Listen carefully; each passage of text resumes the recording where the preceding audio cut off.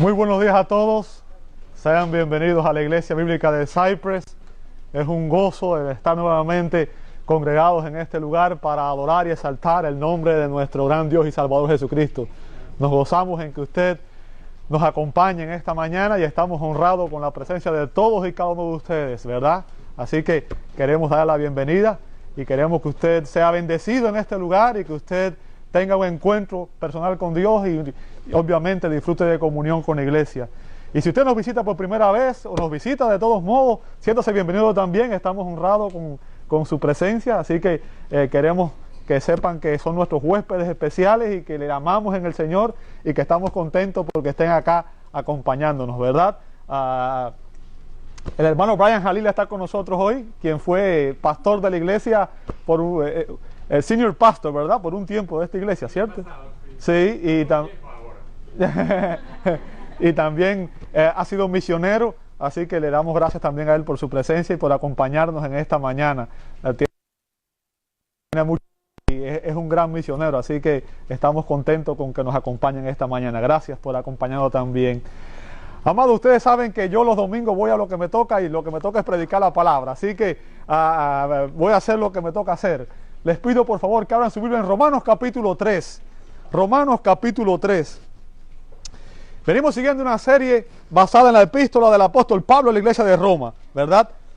Y el título que hemos puesto a esta serie es El Evangelio de Dios, porque en Romanos Pablo establece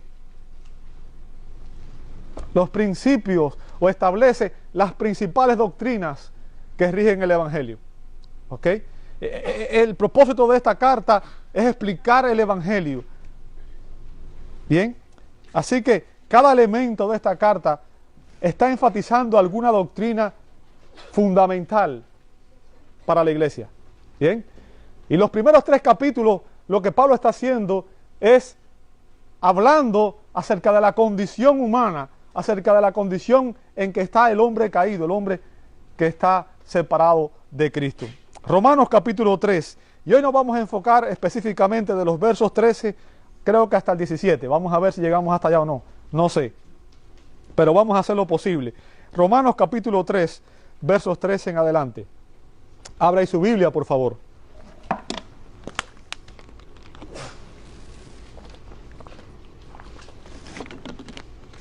¿Listos? Romanos capítulo 3, le voy a rogar que usted me preste su atención y le voy a pedir que ahora nos acompañe. Vamos a ir juntos al Señor en oración y vamos a pedirle al Espíritu Santo que Él nos capacite y nos ilumine para poder entender el mensaje de su palabra en esta mañana. Amado Dios, te damos gracias por tus bondades, por tus misericordias. Gracias por tu fidelidad, por tu amor.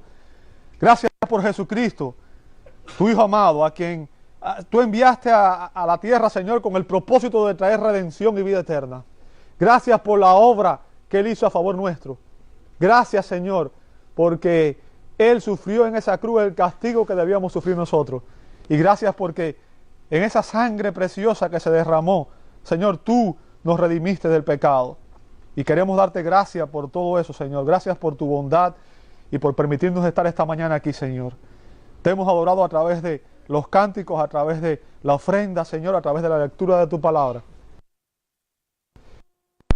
Queremos escuchar tu voz, Señor, y queremos rogarte que tu palabra, esta bendita palabra que tú has revelado para que nosotros podamos conocerte, Señor, tú nos prepares para entenderla, tú nos capacites para entenderla, Señor. Que tu Espíritu Santo prepare nuestras mentes y nuestros corazones y que tú quites, Señor, en esta hora todo lo que pueda ser un impedimento, Señor. Permite que al leer tu palabra ella sea clara y nos cambie, nos transforme, Señor. Obra en cada uno de nosotros, Señor, porque lo pedimos en el nombre de Jesús y te damos gracias. Amén, amén y amén. ¿Cuál es el propósito que tiene el apóstol Pablo en estos versos? Y cuando hablo de estos versos estoy hablando de Romanos capítulo 3, versos 9 al 20. ¿Cuál es el propósito del apóstol en todos estos versos? Bueno, el propósito del apóstol en estos versos es demostrar que ningún pecador puede hacer nada para agradar a Dios. ¿Ok? Como les dije la semana pasada, usando la cita del doctor James Montgomery Boyce, que es uno de mis expositores favoritos, él dice, esta es una acusación muy seria, hablando de estos versos de Romanos capítulo 3. De hecho, una imagen devastadora de la raza, porque retrata a los humanos como incapaces, escucha bien esto, incapaces de hacer ni siquiera una cosa, ya sea para complacer, comprender o buscar a Dios. O sea, eso es lo que Pablo está enfatizando aquí, ¿bien? En estos versos. El hecho de que todos somos pecadores y que todos estamos bajo el juicio de Dios. Todos, sin excepción. Y Pablo, en estos versos, fundamenta su acusación y vimos los cargos que él puso, ¿verdad? Y hoy vamos a ver, en segundo lugar, parte de esos cargos, porque estamos ahí todavía en los cargos, ¿verdad? Su acusación en el verso 9 es que todos los hombres están bajo el control, bajo el dominio, bajo la autoridad del pecado. ¿Ok? Que todos los hombres somos pecadores por naturaleza y estamos esclavizados. Eso es lo que termina el verso 9 diciendo, ¿verdad? Todos están bajo pecado. Y dijimos que del pecado y que no hay nada que podamos hacer para salir de esa condición, ¿verdad? Ahora, el apóstol comienza a presentar después de eso, en los versos 10 en adelante, los cargos de su acusación. Los cargos de su acusación. Y hemos dicho que el apóstol se enfoca en atacar tres aspectos en la vida del pecador. En primer lugar, su carácter. En segundo lugar, sus conversaciones. Y en tercer lugar, su conducta.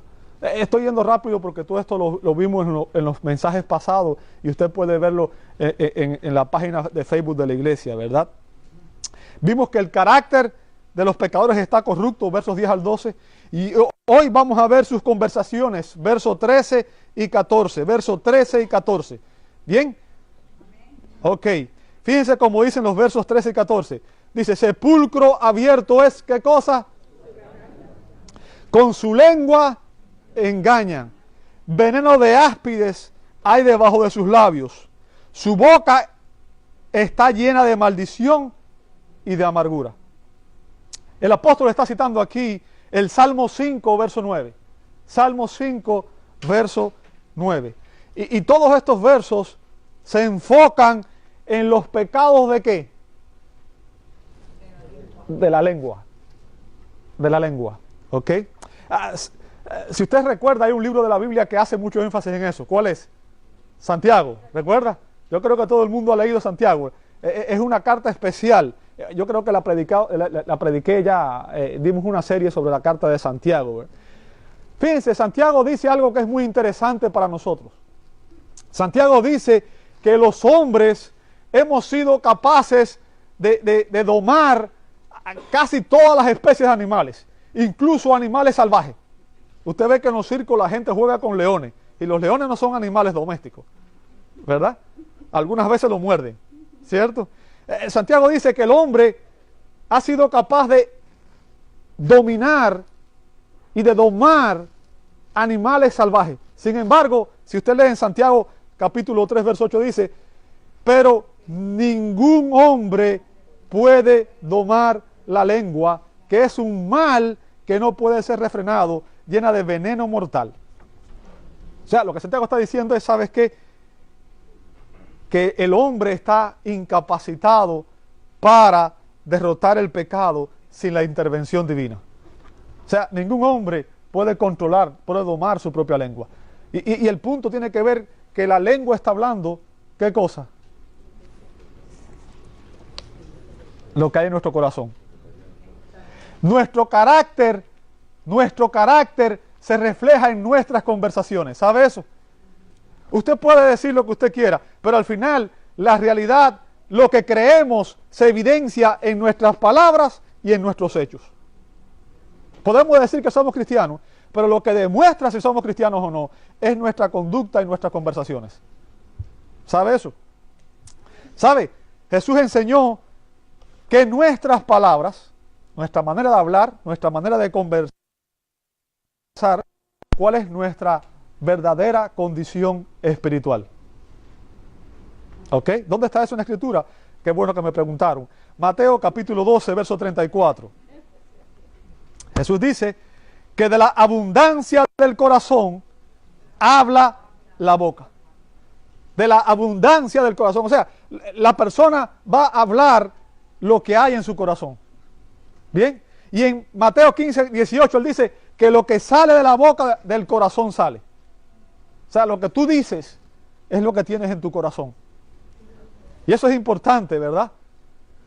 Porque eso da una evidencia que demuestra la universalidad del pecado. Y demuestra, usted puede conocer, identificar a una persona por la manera de hablar. Bien.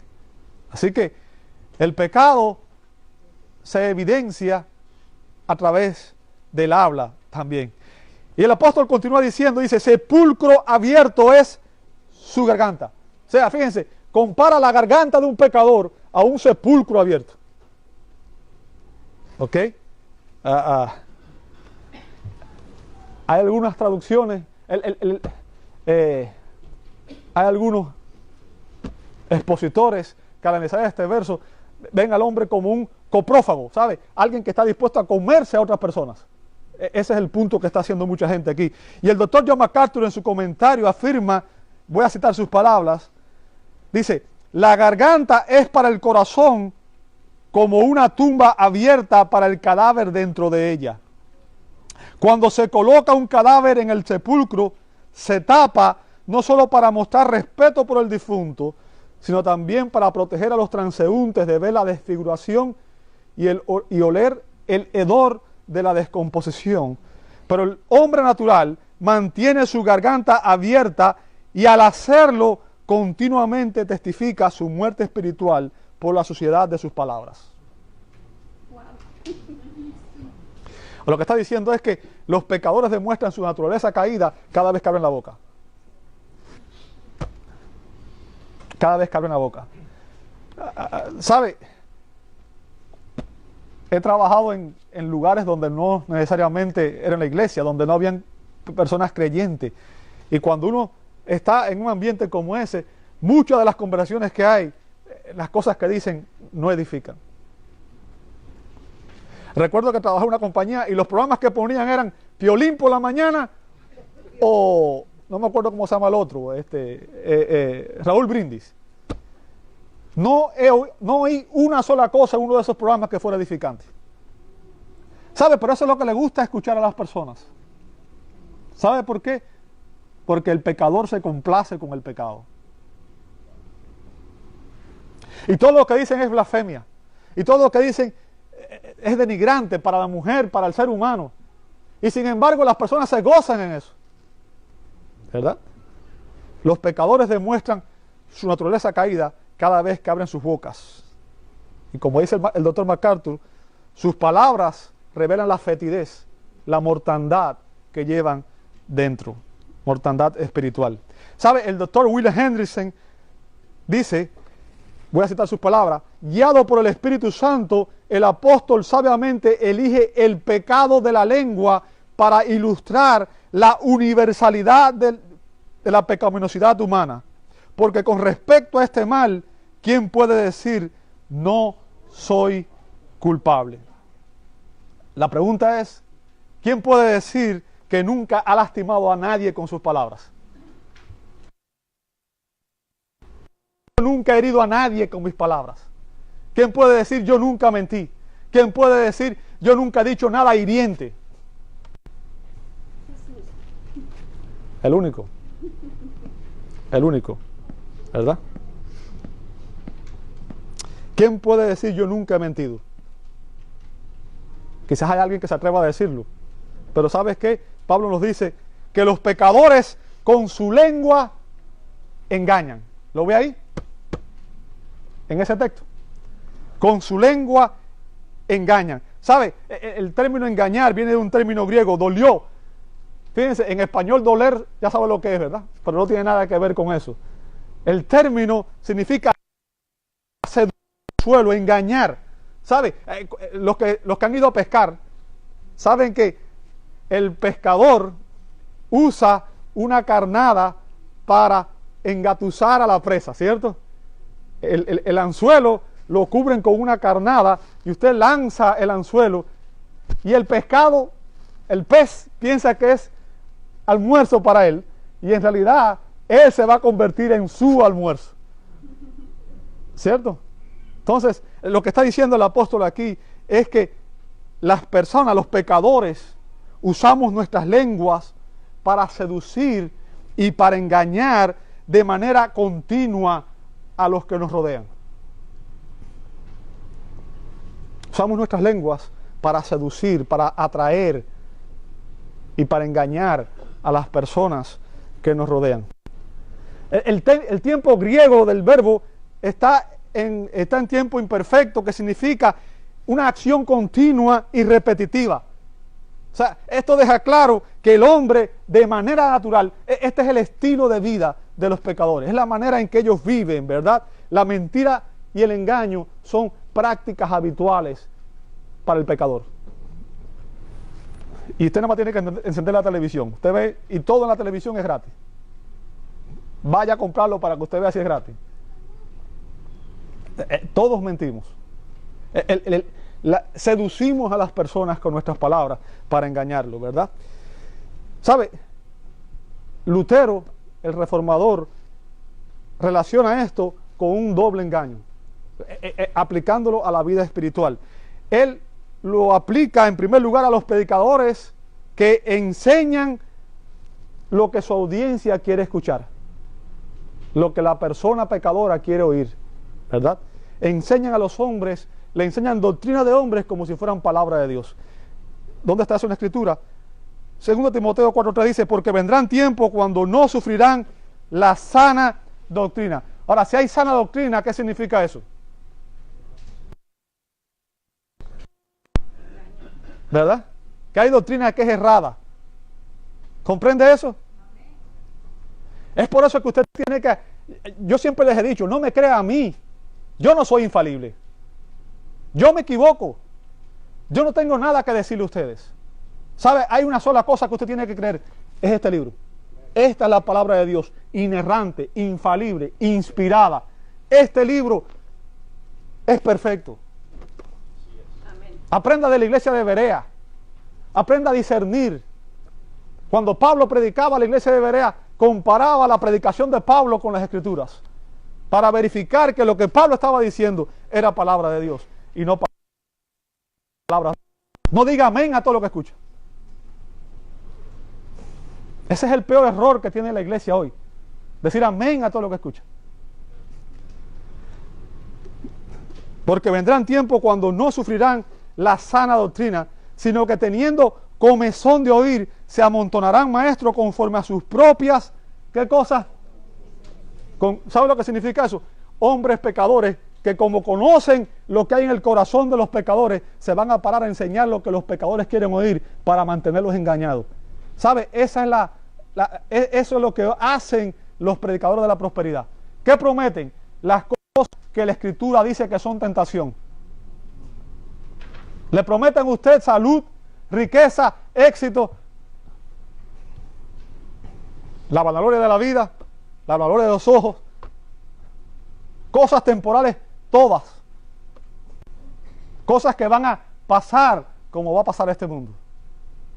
Y por eso tienen tanto éxito, porque engañan a la gente. Pero ¿sabe por qué los engañan también? Hay un doble juego en esto, porque eso es lo que quieren escuchar los pecadores. ¿Cómo yo lo sé? ¿Sabe lo que le decía Israel a los profetas? Isaías 30:10. Isaías 30:10 decían, no nos profeticéis lo recto, decidnos cosas halagüeñas, profetizad mentiras. ¿Se imaginan? Le estaban diciendo a los profetas, no nos digas la verdad. Dinos lo que queremos escuchar. Dinos lo que nos gusta. Es por eso que usted a veces le predica el evangelio a mucha gente y rechaza el evangelio. Rechazan la verdad.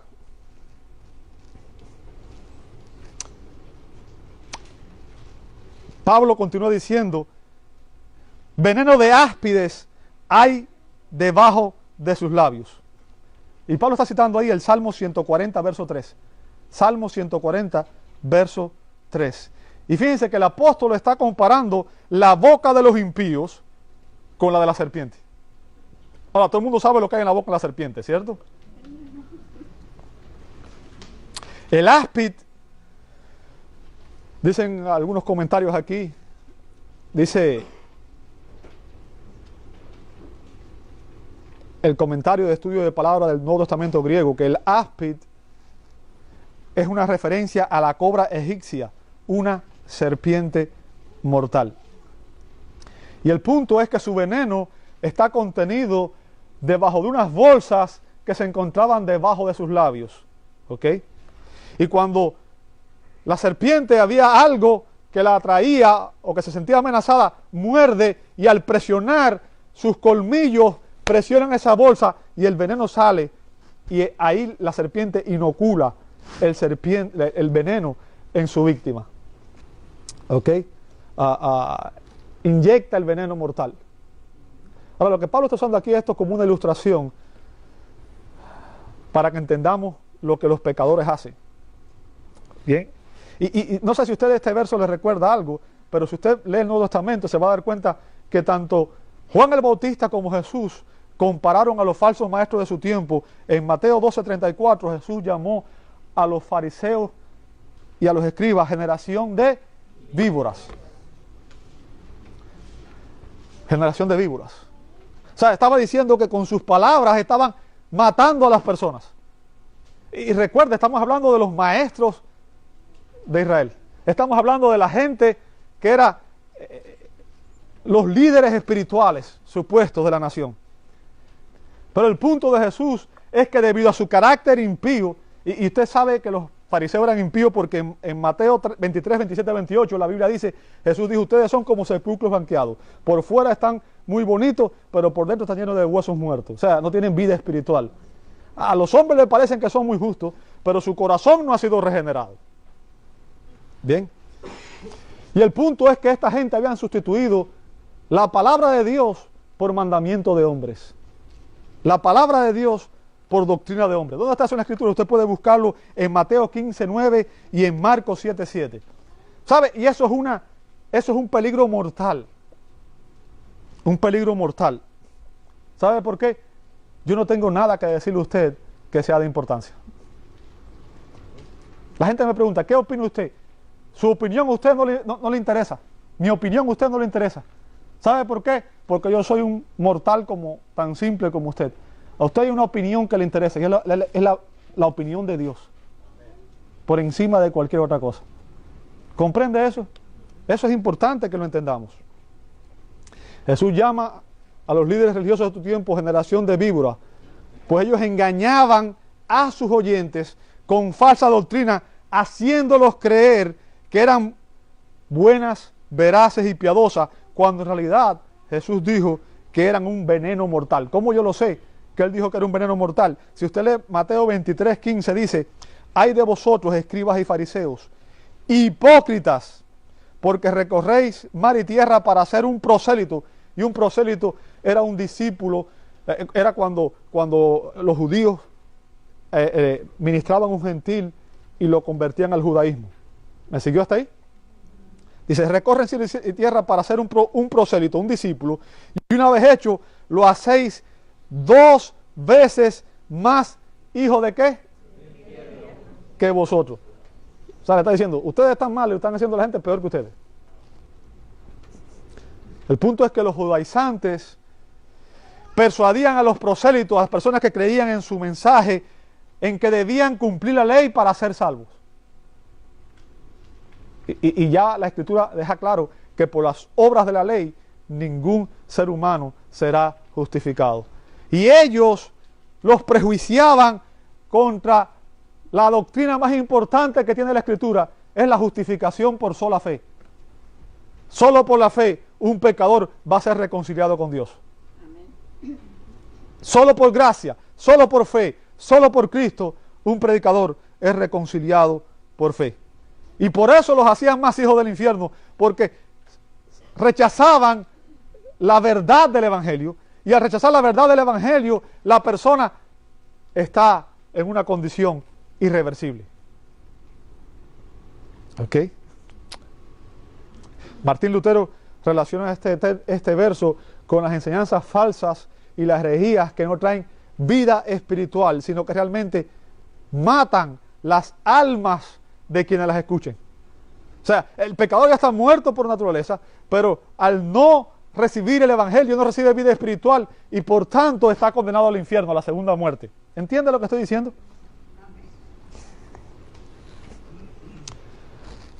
¿Sabe? Y el punto aquí, esto es importante porque quiero llevarlo a un plano más personal. Todas las personas impías, o sea, todos los pecadores, con sus enseñanzas, alejan también a otros. ¿A qué me refiero?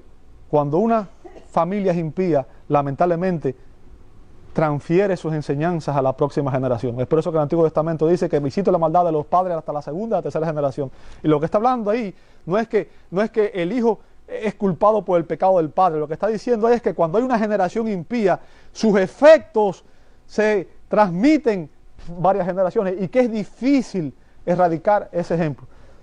Nosotros venimos, la mayoría de los que estamos aquí, venimos de la cultura hispana, somos hispanos, ¿cierto? Y la gente que viene, por ejemplo, de México, la tradición católica es tan fuerte que eso es lo que enseñan de generación en generación y es tan difícil para una persona salir de ahí porque constituye un ataque para la familia y la familia se siente traicionada y cuando tú sientes esa presión de que la gente que tú quieres, tu mamá, tu papá, te empiezan a mirar mal y te dicen, ¿sabes qué? No te quiero aquí. Eso causa un conflicto para la mente del nuevo creyente. Pero ¿sabe qué? La Escritura dice que es más importante creerle a Dios que creerle a los hombres. En mi familia, mis padres... Y yo quiero que usted entienda, para mí es más importante entender lo que dice la Escritura que cualquier enseñanza que me hayan enseñado ellos. No sé si lo dije muy redundante o no. Fue una cacofonía lo que dije.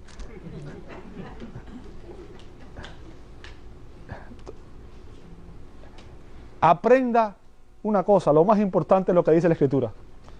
Lea la Escritura. Compare todo lo que alguien le enseña con la Escritura. Y si su mamá y su papá le enseñaron algo que era contrario a la Escritura, recuerde que es más importante obedecer a Dios que a los hombres. ¿Ok? Es más importante obedecer a Dios que a los hombres. Y lamentablemente todos los impíos enseñan cosas equivocadas. ¿Ok? Finalmente Pablo dice, su boca está llena de maldición y de amargura. ¿Lo ve ahí conmigo? Verso 14. ¿Sabe? Pablo está citando el Salmo 10, verso 7. El término maldición viene del término griego arás y solo aparece aquí en el Nuevo Testamento, solo en este lugar. Y lleva la idea de atacar abiertamente a una persona, insultos, imprecaciones y blasfemias, difamándola y deseándole una desgracia. ¿Me escuchó? Es atacar a una persona con las palabras. ¿Sabe? Hay una historia de un joven que fue a visitar a su pastor y le dijo, he pecado al decir calumnias sobre alguien. ¿Qué debo hacer ahora? El pastor le respondió, ve, era un poblado pequeño, ve y pon una pluma de un ave en la puerta de cada una de las casas del poblado. El joven lo hizo y después que terminó, regresó con el pastor y le preguntó si había algo más que él podía hacer. El pastor le dijo, ahora vuelve y recoge las plumas. El joven le dijo, eso es imposible. A este momento el viento tiene que haberlas volado y deben haberse esparcido por todo el poblado. El pastor le dijo, así tus palabras calumniosas se han esparcido por toda la ciudad. Y ahora esa persona ha sido afectada por ella. Y no hay manera en que tú puedas revertir eso. El punto, amado hermano, es que las palabras hacen daño. Y después que se suelta el veneno, el daño ya está hecho. Es por eso que el salmista dijo, Salmo 141, verso 3 al 5, dice, Señor, pon guarda a mi boca. ¿Sabes lo que está diciendo? Pon como 2 soldados frente a mí para que me protejan y no me permitan decir lo que yo quiero. Esa debía ser tu oración y la mía. Deberíamos pedirle a Dios que nos diera una guarda en la boca. Que el Espíritu Santo guardara nuestra boca para impedirnos hablar aquello que no edifica, aquello que no bendice, aquello que no es conforme a la voluntad de Dios y a la palabra de Dios. ¿Sabe? Las conversaciones de los impíos evidencian, escúchame muy bien, que sus corazones están llenos de amargura. Eso es lo que está diciendo el apóstol ahí. Sus corazones están llenos de amargura. El término que usa ahí viene del griego pikria, que significa resentimiento amargo. ¿Sabe? El pecado trae resentimiento. El pecado trae dolor. El pecado trae culpa. El pecado, todo lo que trae es desgracia. Todo. El doctor Juan Calvino nos explica, cito sus palabras, constantemente no sale de los hombres más que perversidad, pues si emplean palabras dulces es para engañar, y sus palabras de adulación arrojan veneno. Por el contrario, si abren su corazón para manifestar cuanto tienen en él, podrán verse amargura y maldiciones. Esa lamentablemente es la condición de cada pecador, aunque usted lo crea o no lo crea. Esa es la condición de cada pecador. ¿Sabe? La única manera en que eso puede revertirse, y la única manera en que usted y yo también podremos vencer la lengua, porque a pesar de que hemos sido regenerados, tenemos una lengua que a veces tampoco habla lo que debe hablar, ¿cierto? Hay un coro de niños por ahí que dice: cuidado mis ojitos lo que ven, cuidado mi boquita lo que di. A veces debíamos aplicarnos a nosotros también, ¿verdad? Porque no son solamente los niños. Pablo dijo en Efesios capítulo 5, versos 18 al 20, dice: no os embriaguéis con vino, en lo cual hay disolución. Antes bien, ¿qué cosa? Recuerde, una persona que está embriagada está bajo el control, bajo el efecto del alcohol. O sea, esa persona, la persona que está embriagada pierde el control de sí mismo, y el alcohol es quien lo controla, ¿verdad? Es por eso que usted ve que hay personas que cuando se embriagan hacen cosas que nunca harían estando sobrias. Y lo que Pablo está diciendo aquí es que nosotros debemos permitir que el Espíritu Santo sea el que controle nuestras vidas, que tome el control de nuestras vidas. Sed llenos del Espíritu. Y después dice: hablando entre vosotros, y así es como debíamos hablar los cristianos. ¿Con qué? Con salmos, con himnos y cánticos espirituales, cantando y alabando al Señor en vuestros corazones, dando siempre gracias por todo al Dios y Padre en el nombre de nuestro Señor Jesucristo. ¿Sabe? Usted ve una persona convertida y una persona que tiene este carácter, y eso llama la atención. ¿Sabe? Mi oficina aquí estaba al lado de la del pastor Pete. No sé cuántos lo conocen. Pedro. ¿Ok? El pastor Pete ya se retiró. Es una persona mayor, súper mayor. Ese señor siempre que pasaba al lado de uno, iba o silbando o cantando. Y siempre que hablaba con uno, todas sus palabras siempre eran de edificación, siempre eran de bendición. Es un gozo estar cerca de una persona como esa. Sin embargo, hay personas que usted quisiera estar a 10 kilómetros de ella, porque cada vez que abren su boca, y la pregunta es: ¿qué desean las personas? ¿Estar cerca de ti o estar lejos de ti?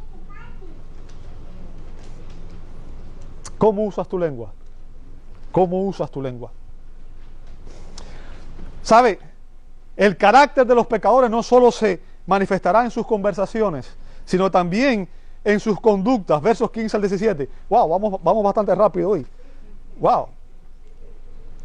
Verso 15. Dice: sus pies se apresuran ¿para qué? ¿Sabe? Pablo está citando aquí Isaías 59, 7 y 8. Isaías 59, 7 y 8. Y el punto, amado hermano, es que la experiencia demuestra que los pecadores escalan de sus palabras violentas a acciones violentas. ¿Me escuchó? Va de palabras violentas a acciones violentas. Es por eso que cuando una mujer ve a un hombre que empieza a hablarle de mala manera, sepa que si empezó a hablarle de mala manera, va a terminar de mala manera. Y si es novio y le habla de mala manera, no espere a casarse con él. Porque si el novio le está hablando de mala manera, cuando sea esposo, va a ser peor. ¿Ok? ¿Sabe? No hace falta explicar este verso mucho. Yo creo que el Espíritu Santo nos puede iluminar, nos puede explicar el hecho de que los pecadores por naturaleza nos apresuramos a hacer mal, ¿verdad? Y hay ejemplos por todos lados. ¿Sabe? ¿Cómo es posible que un gobierno lance, el gobierno sirio lanzó gas sarín sobre su población, sobre la gente que debía proteger? Y mató cientos de personas, niños inclusive. ¿Por qué? El ser humano no tiene límites. El corazón caído no tiene límites. Y eso viene desde el principio. ¿Sabe? El primer hijo de Adán y Eva fue un homicida.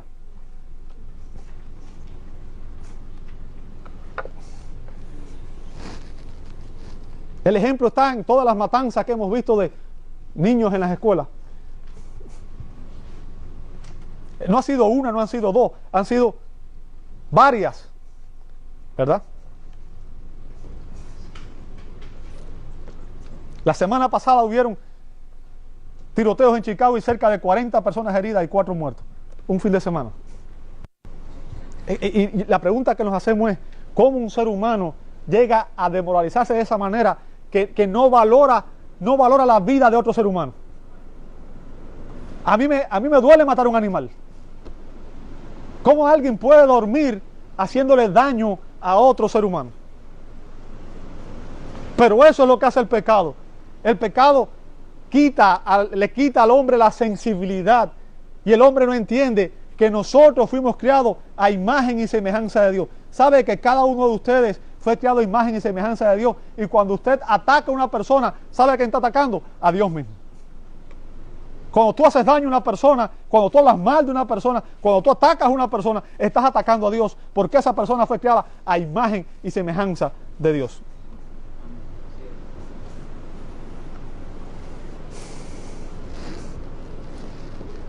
Hemos heredado la naturaleza pecaminosa de Adán, y no de Adán el que está aquí.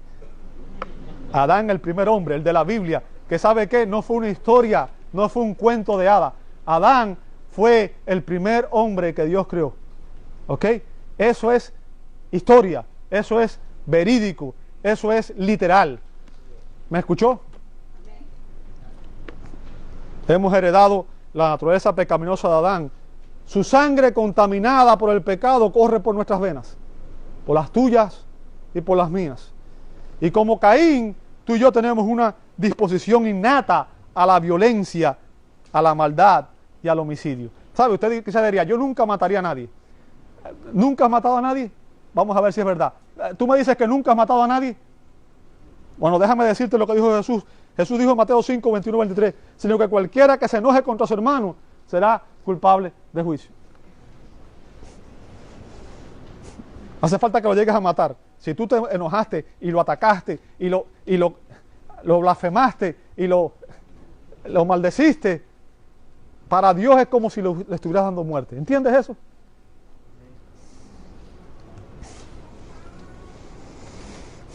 Verso 16. Quebranto y desventura hay en sus caminos. Fíjense, lo que Pablo está diciendo aquí es que las personas impías experimentan quebranto. Una palabra compuesta, viene de una palabra compuesta, sun junto con o con y trima, que significa desgastamiento. La traducción del término griego significa romper en trozos, desmenuzar, y metafóricamente se refiere al proceso destructivo que es uno de los efectos de la crueldad. ¿Sabe? El pecado destruye los hogares, destruye la familia, destruye los matrimonios, destruye a los hijos. Cuando usted usa sus palabras para atacar, haciendo daño. ¿Comprende eso? Trae quebranto al corazón de las personas que escuchan. Trae quebranto. Ese es el efecto del pecado. Ese es el efecto de la maldad. ¿Verdad?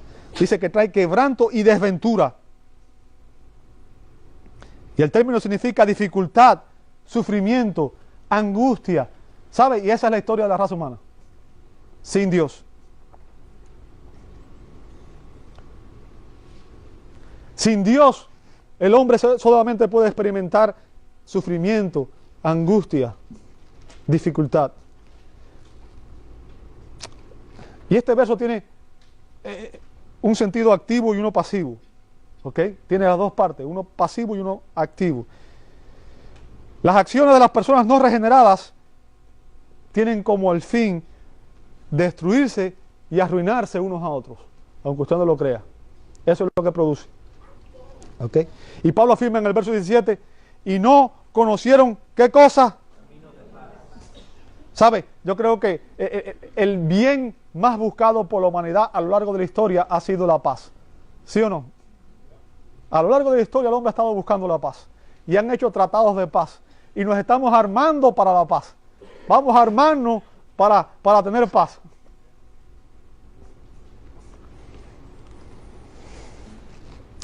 Pero el resultado, amado hermano, es que un comportamiento impío y violento no trae como resultado la guerra, el conflicto. ¿Me escuchó? Fíjense, tres cosas. Los pecadores no tienen paz con Dios, pues están en enemistad con Él. ¿Me escuchó? Eso es importante. Ningún pecador puede tener paz con Dios. Cada pecador está en enemistad, está en rebeldía contra Dios. Eso es importante que lo entendamos. ¿Ok? Y solo a través de la fe en Jesucristo, un pecador será reconciliado con Dios. ¿Dónde está eso en la Escritura? Romanos 5.1 dice, justificados pues por la fe, tenemos paz con Dios a través de nuestro Señor Jesucristo. ¿Qué significa? Antes de eso, el pecador está en enemistad con Dios, está en rebeldía con Dios y por tanto está bajo su ira. Pero la única manera de tener paz con Dios es a través de Cristo. No hay otro camino. No es tu manera, no es a la mía, es a la manera en que Dios ha establecido. Ahora, los pecadores no tienen paz con el prójimo porque ellos están constantemente en enemistad unos con otros. ¿Sabe? Jesús dijo en Mateo 5.9, bienaventurados los pacificadores. ¿Verdad? Los pacificadores. ¿Sabe? Cada creyente debe ser un pacificador. Una persona que trae reconciliación, que trae unidad, que trae armonía dentro de su hogar y dentro del cuerpo de Cristo y en el lugar donde vaya. Pero ¿sabe qué? Eso solamente puede hacer una persona que esté regenerada, una persona que esté sometida al liderazgo, a la guía del Espíritu Santo. ¿Ok? Sí, que no tienen paz con Dios, no tienen paz con el prójimo y finalmente los pecadores no tienen paz interior, pues están bajo el juicio y sus conciencias los acusan constantemente. ¿Me escuchaste? ¿Sabe? El gran problema hoy en esta nación y en muchas más es la cantidad de personas que están desequilibradas emocionalmente, buscando ayuda psicológica. ¿Sabe por qué? Porque el pecado hace que el hombre sienta culpa, sienta que hay juicio sobre él. Y hay una sola respuesta a eso. Hasta que no te reconcilies con Dios, no vas a tener paz interior. Y si tú eres cristiano y estás batallando porque no tienes paz, hay un solo remedio. El cristiano solo encuentra paz ante el trono de Dios, como dijo Pablo en Filipenses capítulo 4, versos 6 y 7. Pablo dijo, por nada estéis afanosos.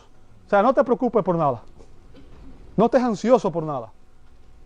Sino sean conocidas vuestras peticiones delante de Dios en toda oración y ruego con acción de gracias. Y fíjense lo que dice después. Cuando tú haces esto, cuando tú vas a Dios en oración constantemente, cuando tú pones esa cosa que te da la tranquilidad, tú vas a Dios constantemente, y en vez de ponerte a gastar energía en preocuparte, en angustiarte, tú empiezas a enfocarte en buscar a Dios y en orar y en depender de Él y en hacerlo de esta manera, dice la Escritura, y la paz de Dios, que sobrepasa todo entendimiento. ¿Sabe por qué sobrepasa todo entendimiento? Porque es algo sobrenatural, no es algo que el hombre puede lograr, no es algo que tú puedes lograr con recursos humanos, no es un recurso psicológico, no es un cambio de la conducta, es un cambio de la visión del hombre, porque un hombre, una persona regenerada tiene el Espíritu de Dios y el Espíritu de Dios produce esa paz. La paz de Dios que sobrepasa todo entendimiento, dice, guardará. O sea, ¿sabe lo que significa eso? Te va a poner como un soldado alrededor de ti y te va a proteger. Guardará vuestros corazones y vuestros pensamientos en Cristo Jesús. ¿Te das cuenta de lo que está diciendo? En vez de gastar energía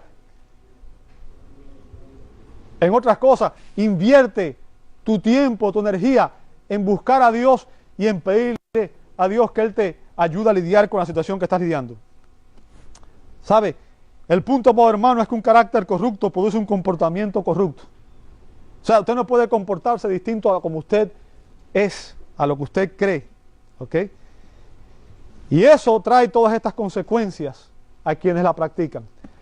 Ahora, después de presentar sus cargos, el apóstol nos da su explicación de la causa que origina todo este comportamiento. Con esto voy a terminar ya. Su explicación, verso 18. ¿Sabe? La razón por la que los pecadores tienen todo lo que hemos visto atrás en las últimas 4 o 5 semanas, no sé, no recuerdo, hace como 4 semanas atrás. Todo esto tiene una sola consecuencia, una sola causa, perdón. ¿Sabe cuál es la causa? Verso 18. No hay temor de Dios delante de sus ojos. ¿Sabe? Pablo está citando aquí el Salmo 36, verso 1. Salmo 36, verso 1. Y lo que Pablo nos explica aquí es que la pecaminosidad humana es resultado de su rechazo y de su alejamiento de Dios. Dice el necio en su corazón, no hay Dios. Todo aquel que dice eso es necio. No importa cuánta sabiduría humana usted cree que pueda tener. Puede ser un doctor en ciencias, pero si usted niega a Dios, negó la fuente, la razón de todo lo que existe. ¿Me escuchó? El término temor, phobos, ¿ok? De donde viene nuestra palabra en español, fobia, que es temor, miedo, ¿verdad? Tiene 2 implicaciones en la Biblia, o 2 aspectos, uno positivo y otro negativo también. El aspecto positivo es el temor reverente y el respeto hacia Dios que nos lleva a arrepentirnos de nuestro pecado, a adorarle y a apartarnos del mal. ¿Sabe? Un cristiano es una persona que teme a Dios. ¿Sabes? Un creyente es una persona que teme a Dios. Es por eso que se nos dice en Proverbios 9:10 que el temor de Jehová es el principio, fíjense, el principio de la sabiduría. Y el conocimiento del Santísimo es la inteligencia. El doctor Juan Calvino afirma que toda la perversidad, voy a citar sus palabras, toda la perversidad humana procede del menosprecio hacia Dios, pues como el temor de Dios es la cima y principal fuente de sabiduría, tan pronto como nos alejamos de Él, no queda en nosotros una sola gota de justicia y sinceridad. Ahora, lo trágico, amado hermano, es que si una persona no acepta a Cristo como Salvador y Señor, entonces sí debería sentir miedo. ¿Sabe por qué? Salmo 7:11 dice que la ira de Dios se cierne sobre los pecadores. Salmo 7:11 dice, Dios es juez justo y Dios está airado contra el impío todos los días. ¿Sabe? Es una ira permanente, es una ira constante contra todos aquellos que no se vuelven al Hijo. Y después no. Cada atributo de Dios es activo permanentemente, constantemente. Él no deja de sentir esa ira. Y el punto, amado hermano, que quiero que entienda es que algún día todos nosotros tenemos que comparecer ante el tribunal de Dios. Nos guste o no, todos vamos a morir. Y dice en Hebreos 9:27, está establecido que todos mueran una sola vez. Y después de esto, ¿qué cosa? ¿Sabe? La ironía de todo esto, y con esto ya voy a terminar, quiero que me escuchen muy bien. La ironía de todo esto es que los pecadores temen más al fracaso, temen más a la muerte física, temen más al sufrimiento temporal, temen teme más incluso a lo que le pueden hacer los hombres que lo que le temen a Dios. Ellos no temen ni reverencian al Señor y juez de toda la tierra. Pero Jesús nos advirtió, y con esto voy a terminar. Jesús dijo en Mateo capítulo 10, verso 28, y no temas a los que matan el cuerpo, mas el alma no pueden matar. Teme más bien a aquel que puede destruir el alma y el cuerpo en el infierno. ¿Sabe quién es ese? El Señor. ¿Ok? Él puede destruir tu alma y tu cuerpo en el infierno. Pero ¿sabes qué? En su amor y misericordia, Dios envió a Jesucristo para que todo aquel que en Él cree no se pierda, mas tenga vida eterna. Y la invitación de Dios es que vayamos a Él y que busquemos al Hijo para que tengamos comunión con Él. Te invito a orar. Amado Dios, te damos gracias por tu fidelidad, por tu amor, por tu misericordia, por tu bondad. Gracias por la salvación que nos ofreces en Cristo. Señor, ayúdanos a entender la depravación total en que estábamos, Señor, y ayúdanos a buscarte a ti como la única solución a nuestro pecado, Señor. Permite que nuestros ojos puedan estar en Cristo, en donde único hay salvación y vida eterna, Señor. Y pido que tú obres en cada corazón y que tú nos ayudes a examinarnos a nosotros mismos y que nos ayudes sobre todas las cosas a buscarte a ti, Señor. Lo pedimos en el nombre de Jesús. Amén y amén. Necesito que se pongan de pie, hermano, vamos a sentar.